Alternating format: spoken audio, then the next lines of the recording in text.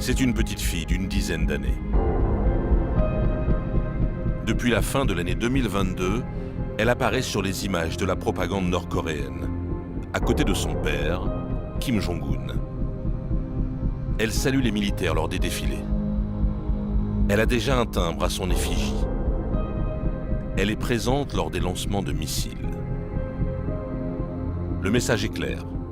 Pour la dynastie Kim, la Corée du Nord doit rester une affaire de famille.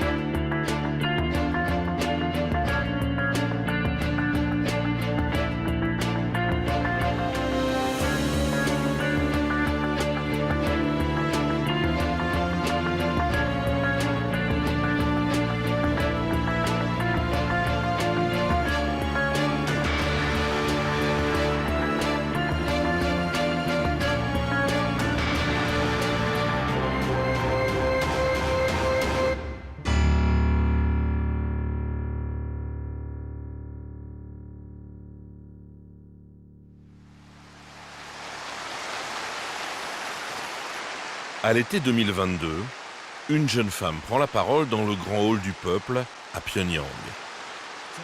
La camarade Kim Yo-jong, chef du comité central du Parti des travailleurs de Corée, va prendre la parole. Chers camarades, je suis ici pour passer en revue les jours ardents de notre lutte contre la pandémie. Pendant les 91 derniers jours, de nombreux drames ont eu lieu sous mes yeux. La mémoire de ces événements provoque en moi une émotion indescriptible. Cette jeune femme, c'est Kim Yo-jong, la jeune sœur du dictateur nord-coréen. Dans la salle, tous les officiels du secteur de la santé sont face à elle et face à Kim Jong-un. Je n'oublie pas les moments tourmentés où je ne pouvais être d'aucune aide autre que de voir le grand leader, parfois désorienté et attristé face aux dangers qui menaçaient le peuple. Je me sentais tellement coupable de ne pas pouvoir soulager ces lourdes responsabilités qu'il portait seul. Membre du bureau politique, responsable de la propagande de son grand frère, elle est considérée comme la numéro 2 du régime. Pendant de longues minutes, face à un auditoire qui n'a pas peur d'afficher ses émotions, elle explique comment elle a pu, avec son frère, gérer le pays pendant l'épidémie de Covid.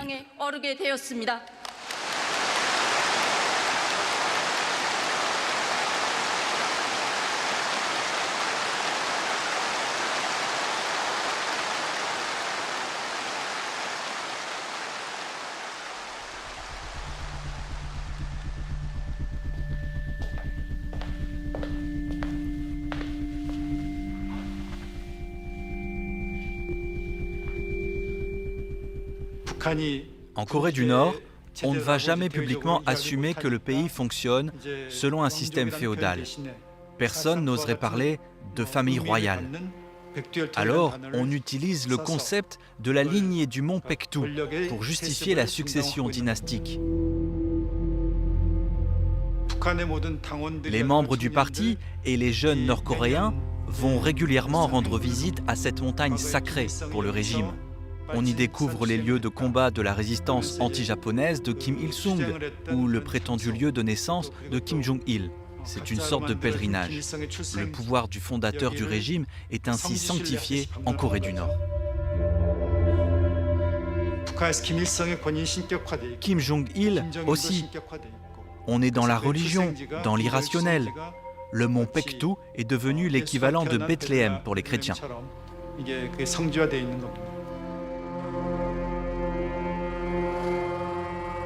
Grâce à la légende du mont Paektu, une famille s'est installée au pouvoir en Corée du Nord. Elle a privatisé un pays entier à son service. Une dictature familiale qui prend l'apparence d'un régime communiste saupoudré de surnaturel.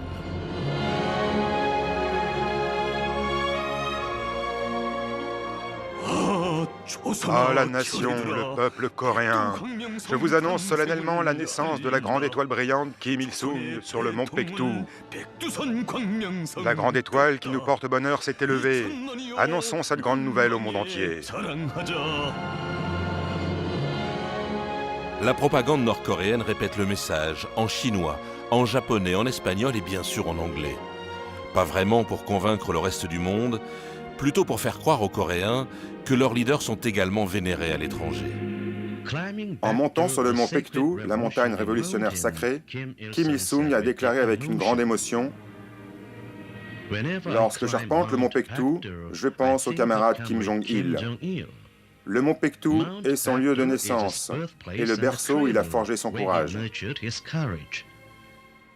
Le mont Paektu est la montagne de Kim Jong-il et c'est aussi la montagne de Kim Il-sung. »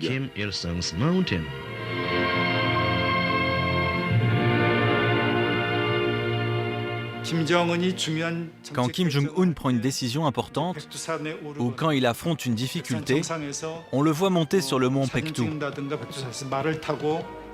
Il se fait prendre en photo sur un cheval blanc. C'est pour rappeler le souvenir sacré de Kim Il-sung et Kim Jong-il. C'est pour s'inscrire dans leur mythologie.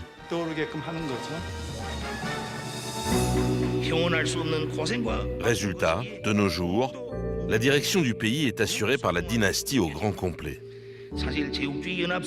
Sur scène, face à l'Assemblée nationale populaire, on retrouve le grand-père Kim Il-sung, son fils Kim Jong-il, son petit-fils Kim Jong-un, enfin, sa petite-fille Kim Yo-jong.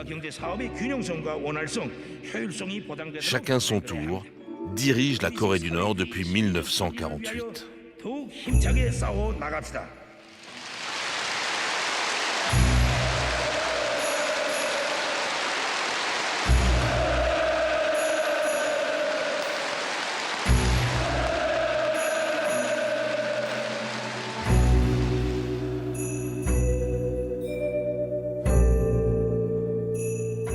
Cette lignée du mont Paektu commence donc avec Kim Il-sung, le fondateur de la Corée du Nord en 1948. Il restera au pouvoir jusqu'en 1994, l'un des plus longs règnes du XXe siècle, qui lui permit d'imaginer son régime à son image, grâce à un culte de la personnalité unique au monde.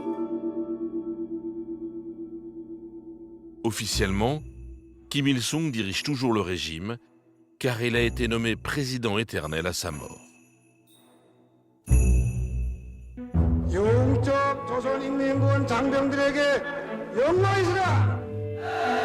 En 1994, c'est son fils Kim Jong-il qui prend la relève. Pendant une vingtaine d'années, il avait été le second du régime de son père. Officiellement, il est né sur le mont Paektu et il serait doté de capacités intellectuelles uniques au monde. Le camarade Kim Jong-il est un philosophe, un homme d'État et un dirigeant exceptionnel doté de talents et de capacités uniques. Il n'est pas seulement le plus grand génie idéologique et théorique de notre époque, il est également le plus grand homme que l'histoire humaine ait jamais produit, le plus grand des hommes excellents dans tous les domaines.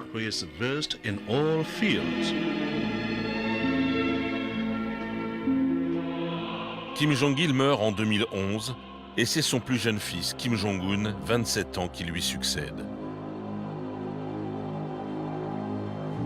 Pour beaucoup, son âge est un handicap pour diriger le pays, où les compagnons de route de son grand-père sont nombreux dans l'appareil du régime. Alors, il va tout faire pour s'inscrire dans les traces de son grand-père Kim Il-sung.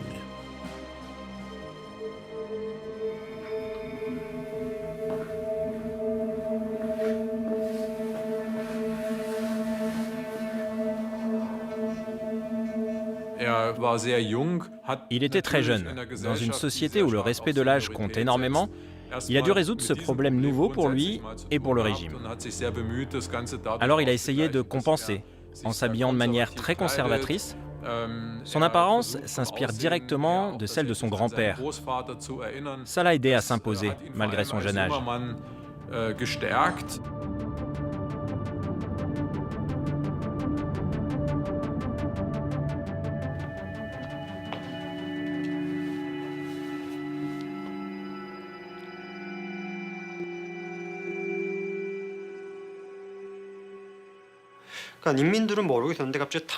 Personne ne le connaissait. Et il est apparu, d'un coup, comme ça, au milieu de nulle part. Mais en fait, il ressemble drôlement à Kim Il-sung, son grand-père. Alors, les gens ont commencé à se demander qui c'était. Est-ce qu'il est de la famille Kim ? À chaque apparition publique, Kim Jong-un se comportait et parlait exactement dans le moindre détail comme son grand-père.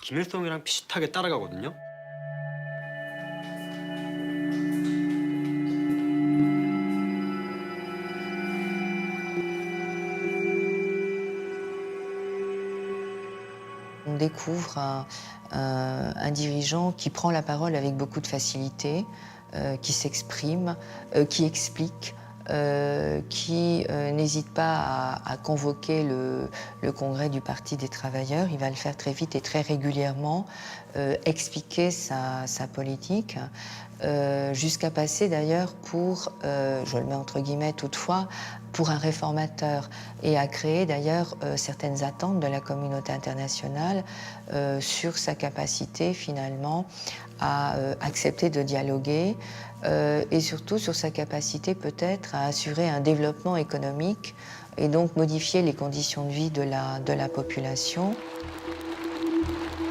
Pour consolider son pouvoir, Kim Jong-un ne va pas hésiter à purger une bonne partie de la vieille garde du régime qu'il soupçonne de manque d'enthousiasme à son égard. Notamment son oncle Jang Song-taek, dont la mise à mort en 2013 officiellement pour corruption montre clairement que personne n'est à l'abri. La presse officielle, qui d'habitude ne publie que des bonnes nouvelles, participe à l'exécution publique du plus vieux membre de la famille Kim.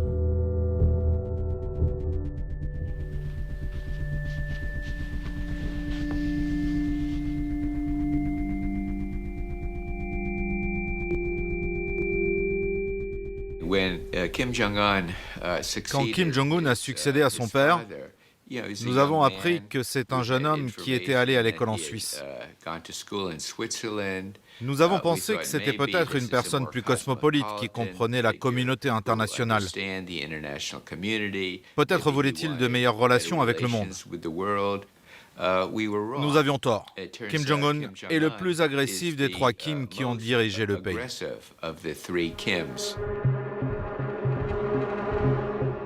Enfin, le dernier dictateur de la dynastie Kim installe ses proches au cœur du pouvoir. À commencer par sa sœur, Kim Yo-jong.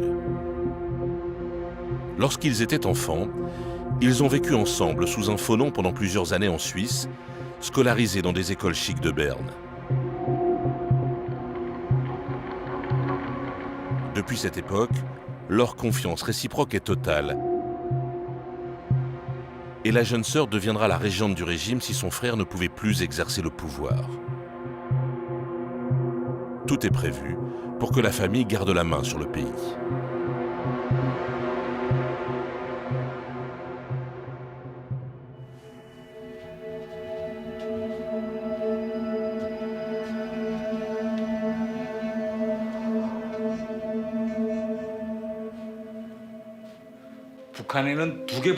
En Corée du Nord, il y a deux systèmes juridiques. D'abord, on a une constitution qui dit que la Corée du Nord est une république qui devrait élire le président par le biais d'une élection universelle. Mais il y a une deuxième loi, ce sont les statuts du parti.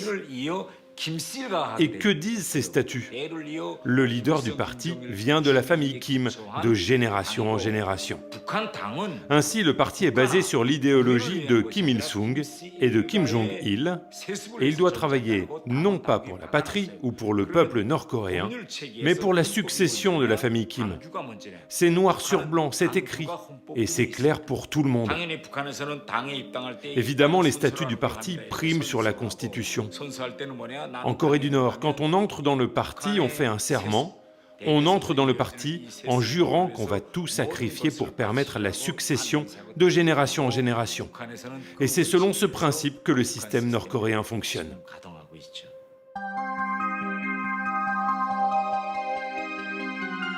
De la naissance jusqu'à la mort, chaque Nord-Coréen doit ainsi une fidélité absolue à la famille Kim. La propagande diffuse les images d'une population radieuse.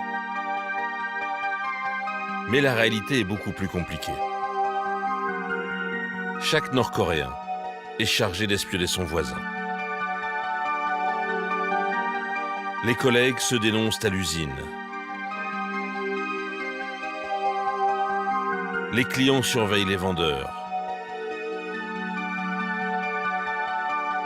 Les époux peuvent s'accuser réciproquement devant la sécurité publique.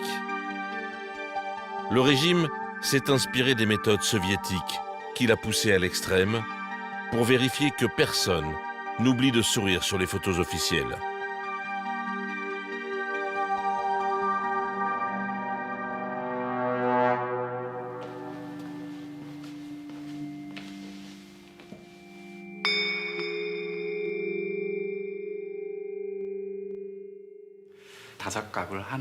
On crée une unité de 5 familles qui vont se surveiller entre elles.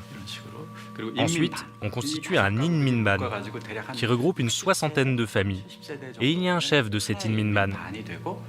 Ce chef va gérer ces foyers et doit être au courant de ce qu'il se passe dans chaque foyer. C'est un système de surveillance de proximité. Et il existe depuis très longtemps, depuis 75 ans. Et ce système est toujours actif.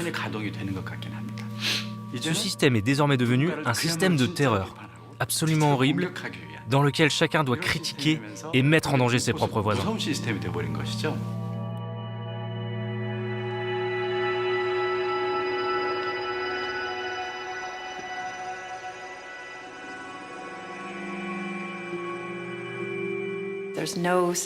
Il n'y a pas de société civile. Il n'y a pas d'université ou de religion ou de structures qui permettent souvent aux mouvements sociaux d'exister. Le régime nord-coréen a tout interdit.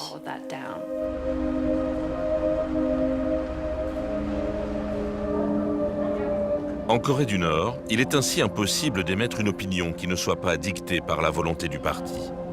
Vos collègues, vos voisins et même votre famille risquent de vous dénoncer.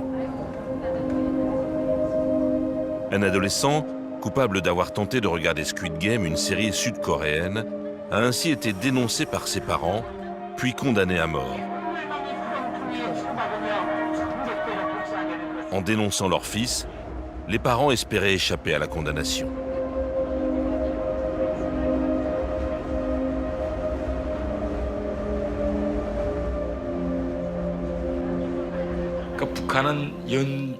En Corée du Nord, quand on punit une personne, on punit ses membres de sa famille également. Si un fils d'une famille a été fusillé pour un crime contre la patrie, ses parents, frères et sœurs, voire ses camarades, seront également sanctionnés et discriminés. On peut avoir des envies de justice. On peut se dire « je veux sacrifier ma vie pour la liberté de la démocratie de ce pays ». Mais si on sait que ses neveux ou ses parents ou sœurs seront en danger à cause de ses propres convictions politiques, est-ce qu'on passe à l'acte tout de même? C'est pour ça qu'on n'ose pas s'exprimer en Corée du Nord. C'est ce système qui permet de maintenir le régime nord-coréen actuel. Si vous êtes quelqu'un qui veut désespérément libérer son peuple en Corée du Nord, peut-être que s'il n'y a que votre vie qui est en jeu, vous diriez que vous êtes prêt à mourir pour cela, pour libérer votre pays. Mais êtes-vous prêt à faire tuer vos grands-parents, vos enfants, vos tantes et vos oncles? C'est donc cette façon terrible qu'a le régime de contrôler sa population. Une fois qu'on est considéré comme une menace, on n'enquête pas plus, on tue au premier abord, sans procès, sans défense. C'est ça qui est différent en Corée du Nord.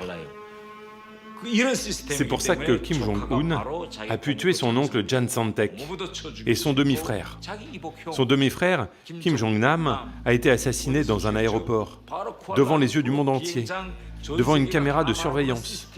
Il a osé tuer son frère, rien ne peut l'arrêter. Le 13 février 2017, à l'aéroport de Kuala Lumpur, 2 jeunes femmes enrôlées par les services secrets nord-coréens asperge le frère aîné du dictateur de Pyongyang d'un agent neurotoxique. Il va déclencher sa mort en quelques minutes. On retrouvera 120 000 $ dans son sac à dos. les Nord-Coréens impliqués dans l'attaque restent à ce jour impunis. Kim Jong-nam vivait depuis plus de 10 ans exilé en Asie du Sud-Est, éloigné du système dynastique, mais il représentait toujours une menace potentielle pour son petit frère, désormais au pouvoir.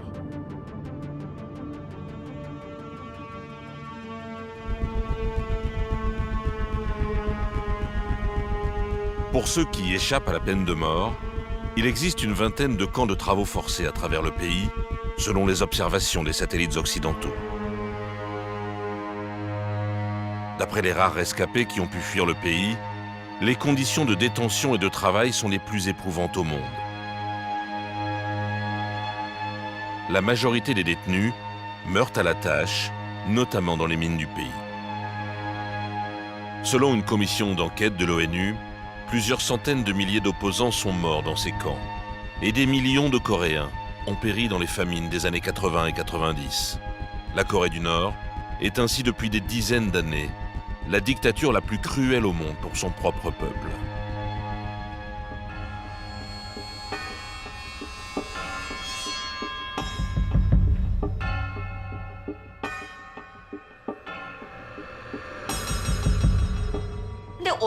Quand je suis arrivée en Corée du Sud, on m'a expliqué qu'il existait un comité national des droits de l'homme. Et je ne comprenais pas ce que c'était. Je connais le mot comité, le mot national, mais je ne connaissais pas le concept des droits de l'homme. J'ai demandé donc, ça veut dire quoi? Tout le monde était surpris. Vraiment? Tu ne sais pas ce que sont les droits de l'homme? On m'a expliqué que ce comité était une organisation faite pour protéger les droits qu'on a en tant qu'être humain. Alors j'ai demandé pourquoi? On m'a dit, c'est normal, il n'y en a pas en Corée du Nord?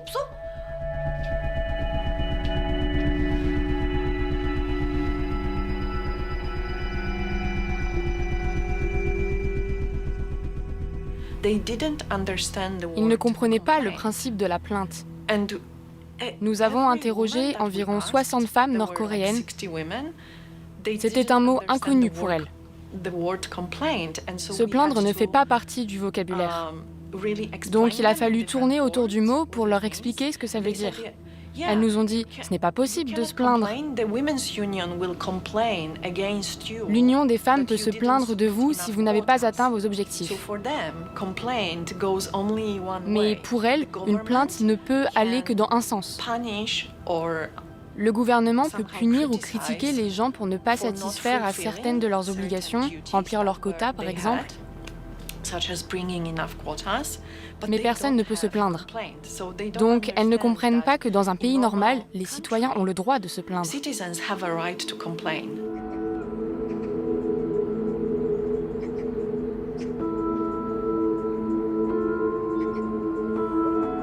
La Corée du Nord peut ainsi être un enfer pour sa population.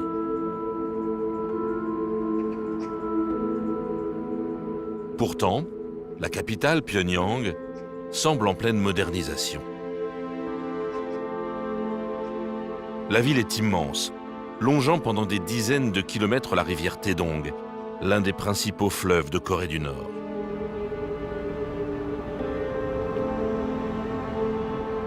Les monuments officiels occupent l'essentiel du centre-ville. Le ministère de la Guerre rappelle les grandes dates du pays.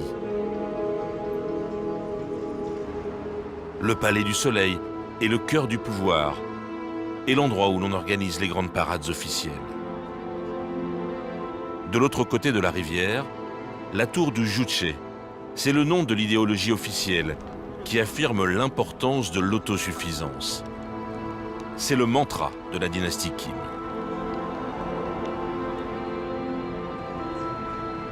Depuis l'avènement de Kim Jong-un, Pyongyang a clairement repris des couleurs.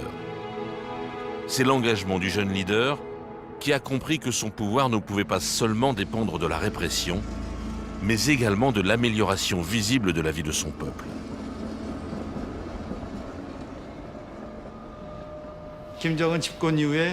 Depuis son arrivée au pouvoir, Kim Jong-un a choisi de mettre l'accent sur le développement des armes nucléaires et des missiles. Le budget militaire classique semble en partie détourné pour améliorer le secteur économique privé. Ainsi, on remarque que l'industrie légère se développe sous Kim Jong-un. Même si la vie à Pyongyang et en province sont bien différentes, les Nord-Coréens semblent avoir changé dans les rues de la capitale. Le régime impose des règles, mais l'apparence est plus sophistiquée.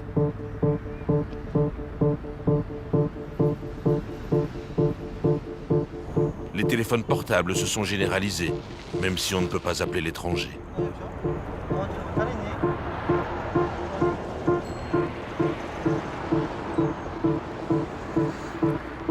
Il y a plus de voitures dans les rues, parfois presque des embouteillages face aux traditionnels agents de la circulation de Pyongyang.